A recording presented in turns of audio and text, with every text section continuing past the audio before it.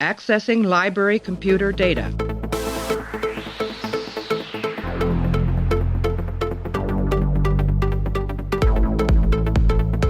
Out there are no saints. Just people. Hey everybody, welcome back to the show. We're continuing our run through of Star Trek Deep Space Nine, and right now we are up to the episode called The House of Quark. It is the third episode of the third season. It aired on the 10th of October 1994.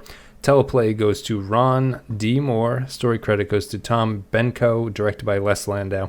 In this episode, after Quark lies about killing a Klingon in his bar, the dead man's widow abducts Quark to the Klingon homeworld to marry him. It's just going to be me talking about this one, but I'm going to play an audio clip. I'm going to come back, and I'm going to read some Patron Thoughts to help guide the conversation, and then we will break down everything about the House of Quark. I will have your house and your title, Rilke. And when I am done, I will place your head and the head of this ridiculous Ferengi outside the gates. Can I say something? It seems there's some kind of dispute going on over some land, maybe some other property. I think maybe we should consider a deal.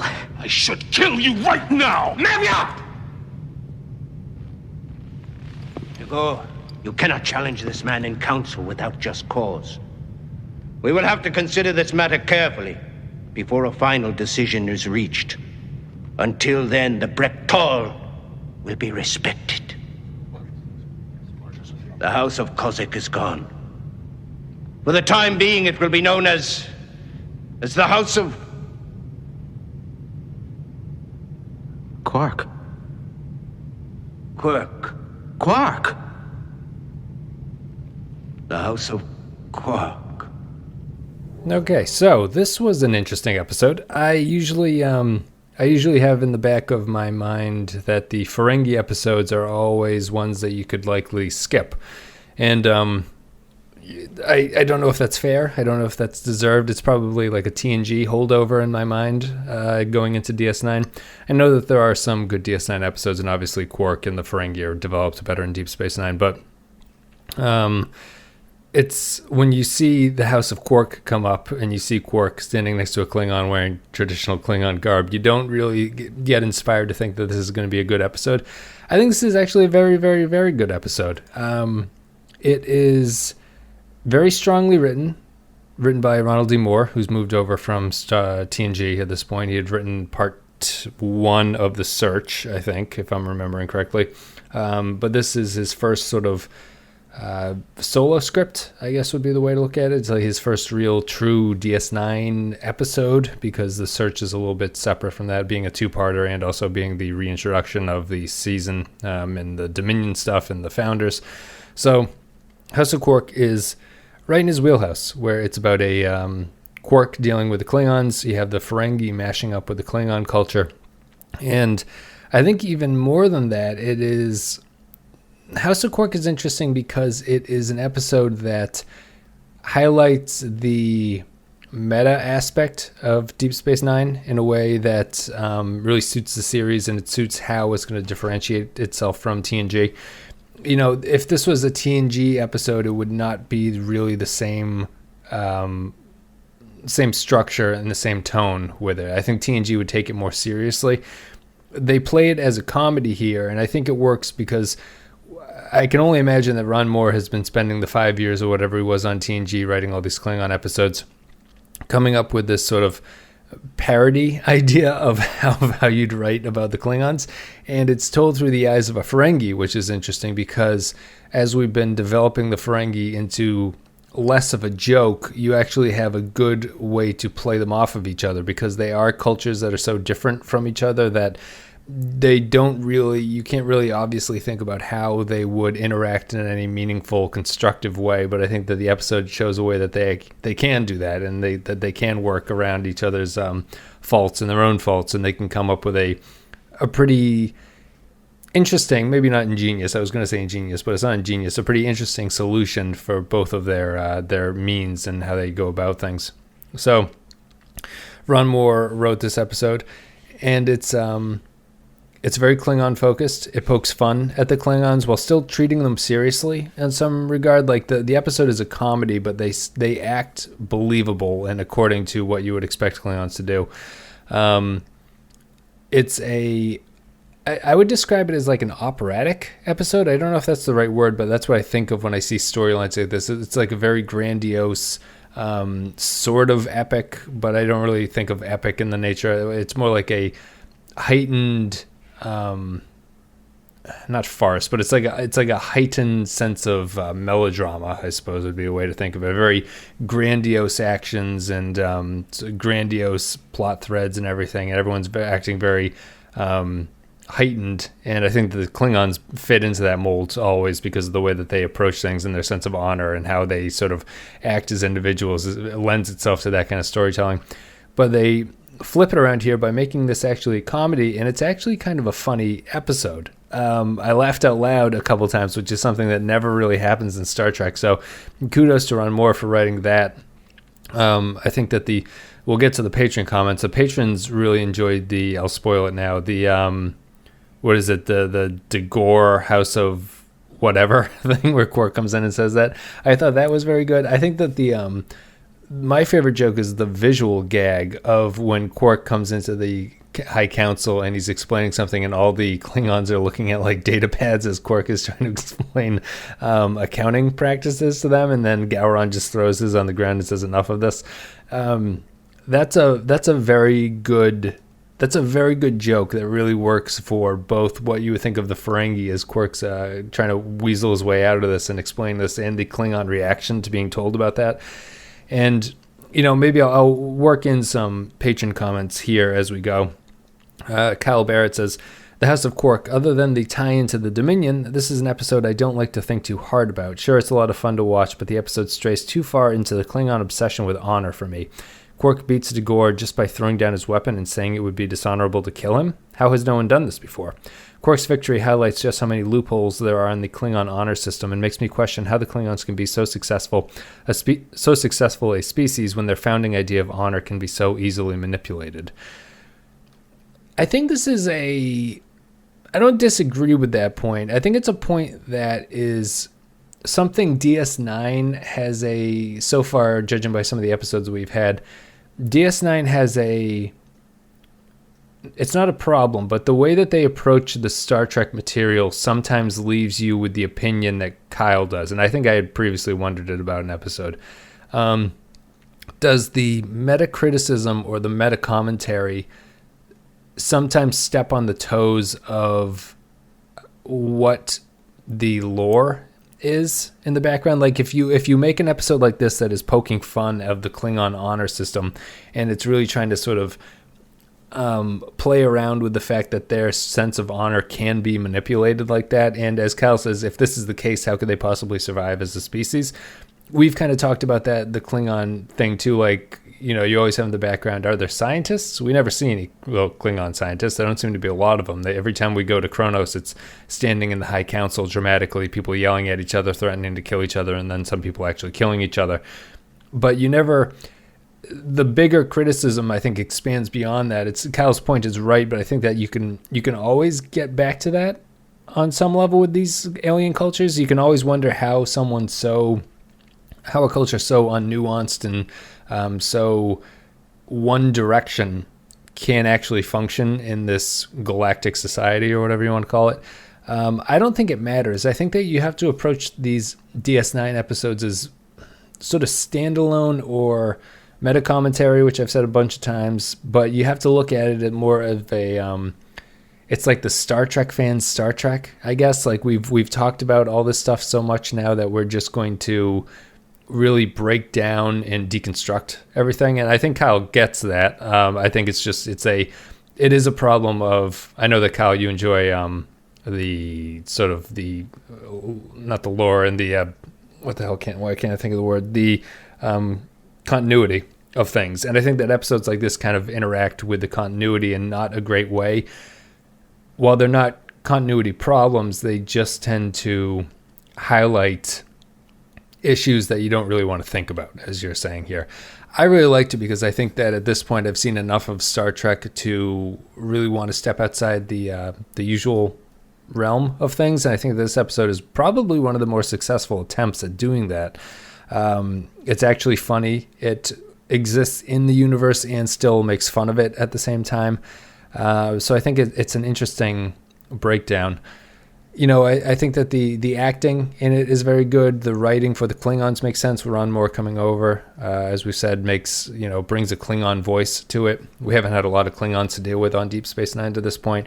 There will be more going forward, but they're a culture that would be ripe for DS9 just because they're so able to be parodied and to have episodes like this and to sort of goof around with them while you can still maintain their seriousness, but you have to have a little bit of fun.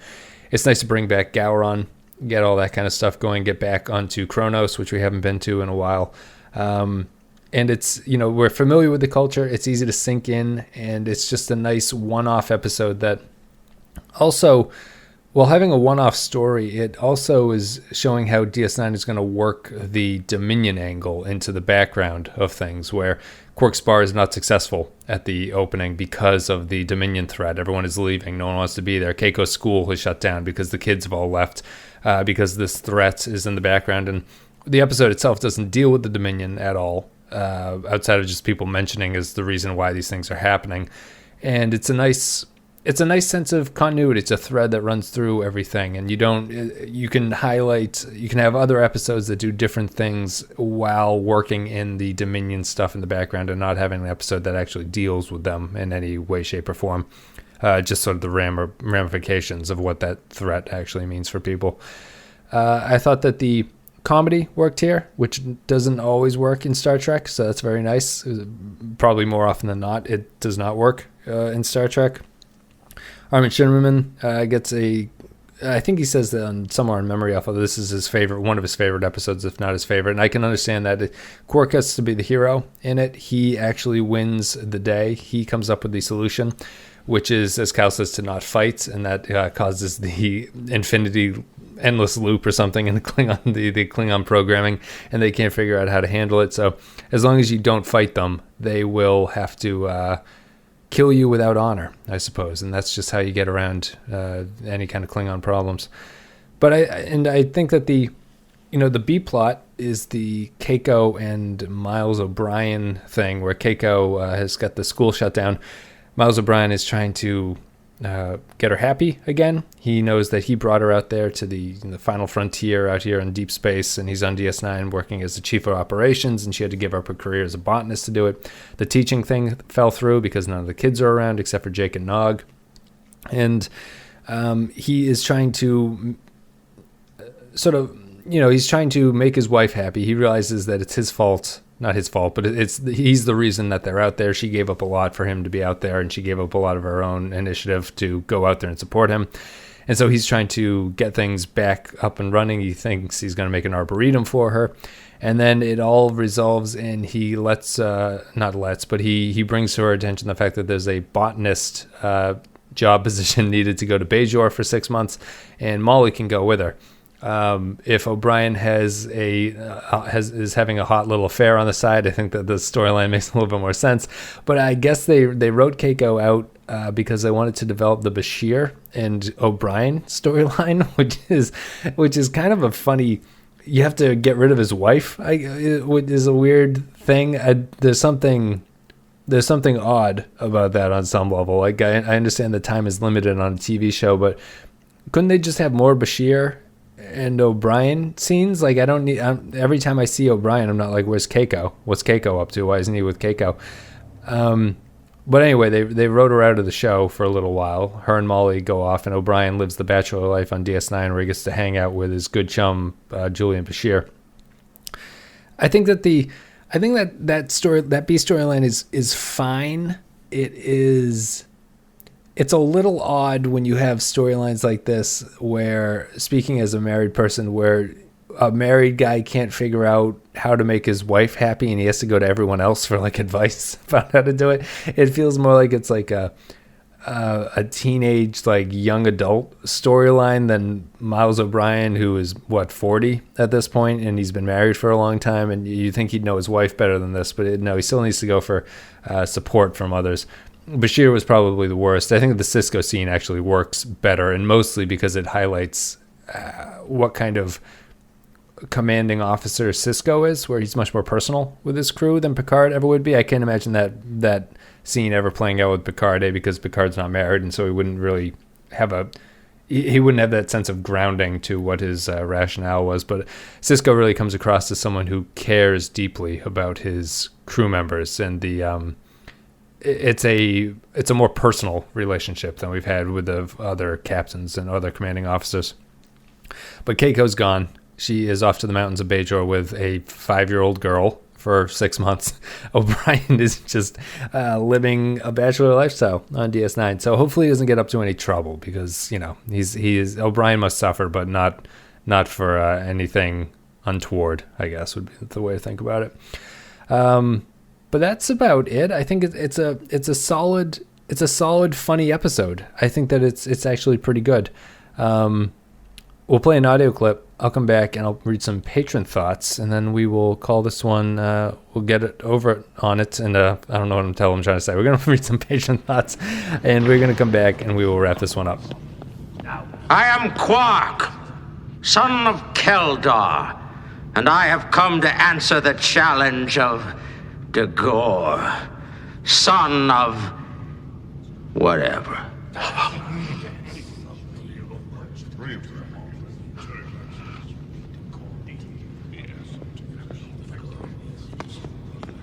Whatever happens, I am proud of you.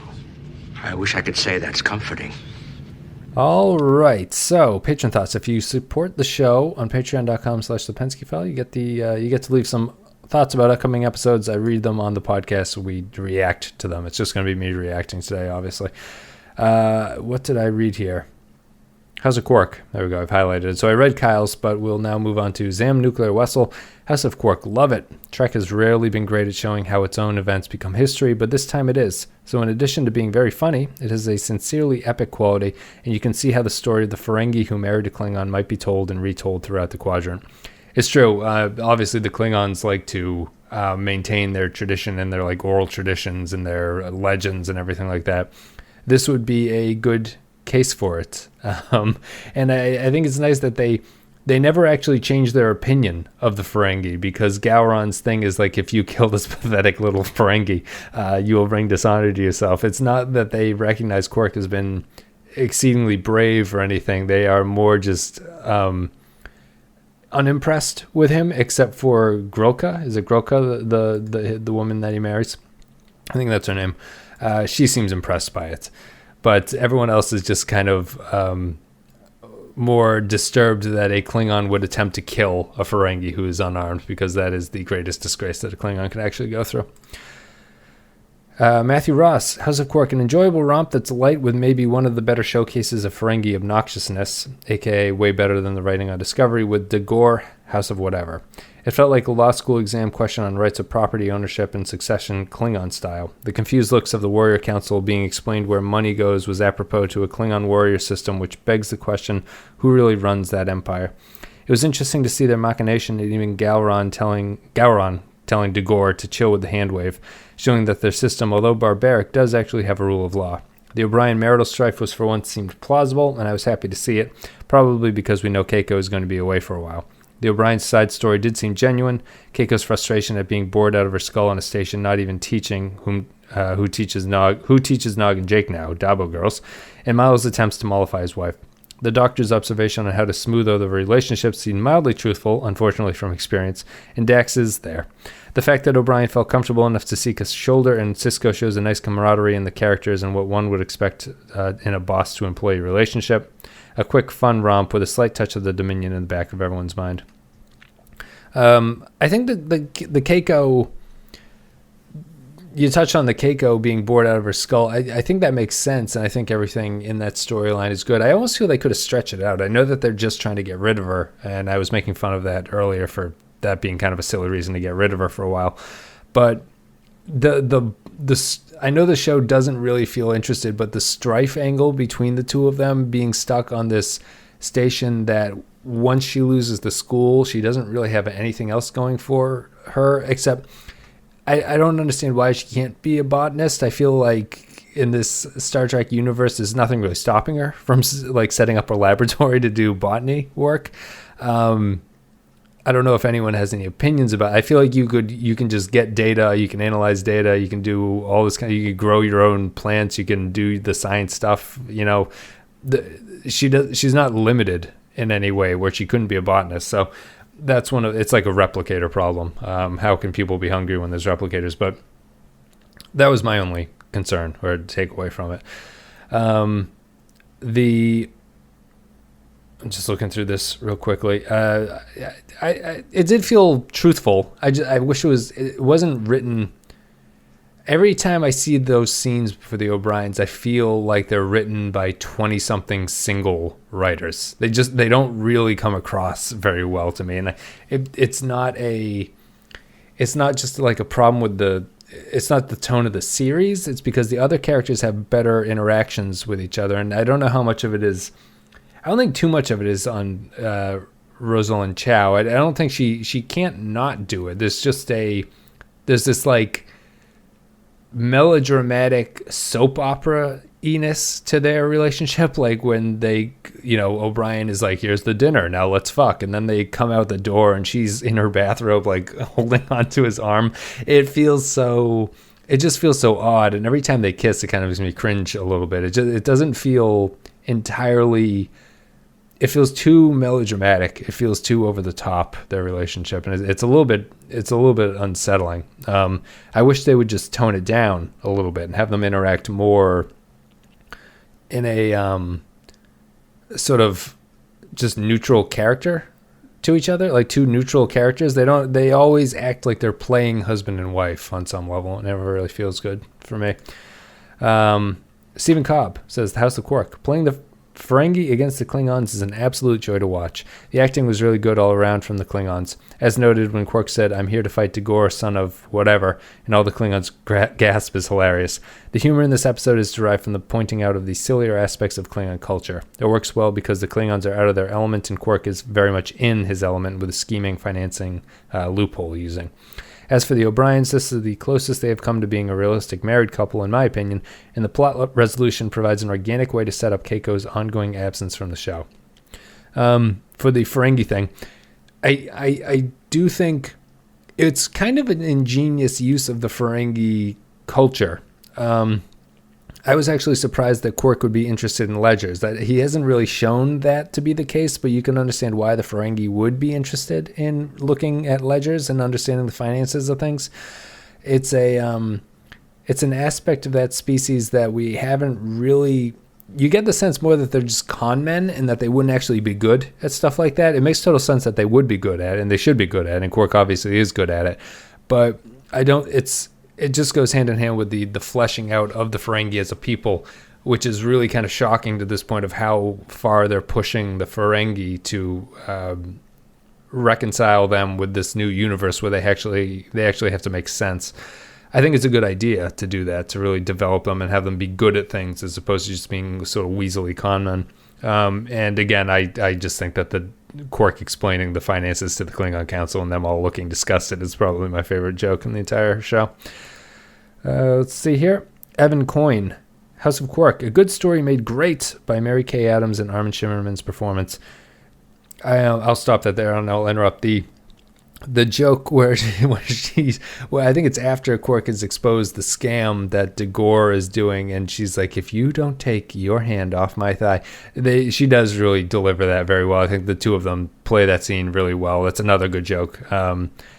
It's another one that made me sort of laugh out loud, but they do a very, very good performance there. The episode expands in DS9's subtle way the Star Trek universe by focusing on the Klingons through the eyes of a Ferengi. The lack of humans is not a hindrance to the episode, but a welcome relief after the scene with Miles and Keiko, where Quark stands before the Klingon High Council to explain Dagor's financial scheming and Gowron tosses the pad aside. I had to hit pause. I was laughing so hard. Good, Evan. We have a similar sense of humor. he goes on, full of fun quotes and great performances, 5 out of 5. I am Quark, son of Keldar, and I've come to answer the challenge of Dagor, son of whatever. I assume this is the episode we learned Quark's father's name, right? Keldar? I don't think we ever would have learned that before. But yeah, 100% agree, Evan. Let's see here. Eric C. Johnson. House of Quark. Amusing as a Ferengi Klingon comedy of manners is, I really want to talk about how this was the first solo credit on DS9 for Ron D. Moore, a TNG writer since season 3 who was initially frustrated in the wake of that show ending, to Michael Piller sending him to the show 2 seasons in, instead of being a part of something brand new with Voyager. In time, though, Moore would become Ira Steven Behr's most trusted lieutenant, Riker to his Picard, and would help break that Roddenberry ethos he had chafed against in TNG. Moore once described TNG as pre-graduate college, while DS9 was grad school.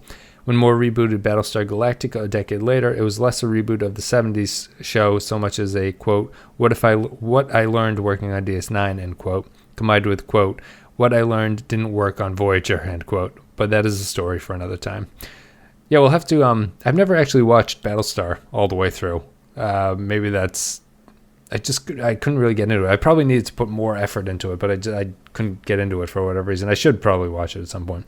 Yeah, and I like Ron Moore. I think I'm gonna do a video or something about like the Mount Rushmore of Star Trek producers, and Ron Moore would probably be on there. Spoiler for that video, but I think Ron Moore.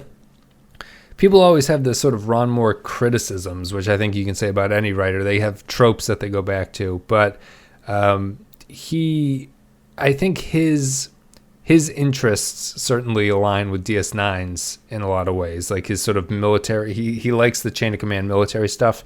DS9 ends up suited that. He does well with the Klingon stuff. He's done the Klingons on TNG for long enough now where he can sort of make fun of them on some level on DS9, and I think it all works. I'm happy he's there. I'm happy that the TNG writers, some of them came over from after TNG ended and moved on to DS9. Some of them went over to Voyager, but the ones that came to DS9, I have no qualms with. Everyone who came over was pretty good. That's it. Those are it. Thank you, patrons, very much. Thank you for leaving your thoughts. Again, if you guys want to support the show, you go to patreon.com/thepenskyfile, and you can leave your thoughts there. I'm going to rate this one a... Oh, and we have one more, actually. Let me open this up. I can't forget. Before I get to the rating, we actually have, as soon as I go through, I'm sorry, I probably won't edit this out. You'll have to forgive me. I am going to open this. This is not what I want. Go over here. Should work there. I apologize, but I have to remember these things. I have so many tabs that I have to click through now. It just doesn't really make sense. Holly McLaughlin writes, House of Quark. This is a solid 5 for me, as it makes me laugh out loud every single time. The business acumen of the Ferengi and the honor focus of the Klingons clash in a way that's really enjoyable and really works. Grilka is relatable and sympathetic without slipping into the Mary Sue land, and I adore the Klingon method of divorce. Makes sense. The Klingon method of divorce, right? It's just you basically slap each other and then you yell at each other and that's over. They are not they're not a culture that would be into a lot of law and lawyering up and everything and deleting Facebook and all that stuff that the cliche trope is. Thank you, Holly, for your comment. That's it. So those are all the comments. So, guys, thank you very much. I am going to, I'll rate this one now. I guess I'm a little bit jumbled in what I'm talking about. I'm going to rate this one. I don't think I can't give it a 5. Can I give it a 5? I mean, can I? It comes down to that question about what a 5 is. And I don't think there's anything really wrong with this episode. It kind of falls into the problem that we're going to have with DS9 ratings of episodes. I have a hard time giving it a 5, mostly because it is so specialized in what it's doing. I don't know if that really makes sense, but I feel like the sort of criticism and the satire that it's doing here is difficult to rate that high. I feel like the episodes that get 5s are more fitting with the tone of the series overall, and I don't think that the overall tone of the series is what this episode does. This is just an aspect of the series that DS9 would get better at doing than a lot of the other sister series would be, which is to poke fun at the Star Trek tropes. The other shows obviously do it. I think DS9 maybe does it most successfully. And I think to get 5s, you really have to be in that wheelhouse of what a series ethos is. I haven't really thought about that a lot, but I think that makes sense, and I think that might be the reason why this isn't. I'm going to give it a 4. I think it's a really strong 4. I think it's a really, really good episode. I definitely would show it to people. It's an episode that I think stands on its own really well. It's genuinely funny. It's got good performances. The sort of genre of the script is relatable to people who aren't into Star Trek. I think it's really strong. I'm going to give it a 4 out of 5. It's pretty excellent. That's about it. Guys, thank you very much for listening. Hope you enjoyed it. All the social media links will be down there. There's Facebook, Twitter, Discord, all that stuff, Reddit, blah, blah, blah. Go to the Discord channel. There's good conversations going on over there. There'll be a link. You can do that. You can go to patreon.com/thepenskyfile. That's the last time I'll talk about that. Check out Real Ripe and Real Rotten. That's our film podcast. We'll be coming back with our Denzel movie. We've been on a hiatus because Clay was away for a while, but now we'll be coming back with our worst Denzel movie, Denzel Washington movie, for Real Ripe and Real Rotten. And otherwise, we are continuing through. I'm booking all the guests for season 3. Season 3 will have a bunch more new people in it, some patrons, some other people. We'll be moving through, pretty standard stock storyline going here. But anyway, thank you guys very much for listening. Greatly appreciated. Thank you for supporting the show. And outside of that, we will be back right after, in a couple days. What is after this? Let me click forward. Everyone's saying I already know what's coming out. It's Equilibrium? It is Equilibrium. All right, so we'll be back with Equilibrium in a couple days. See you then.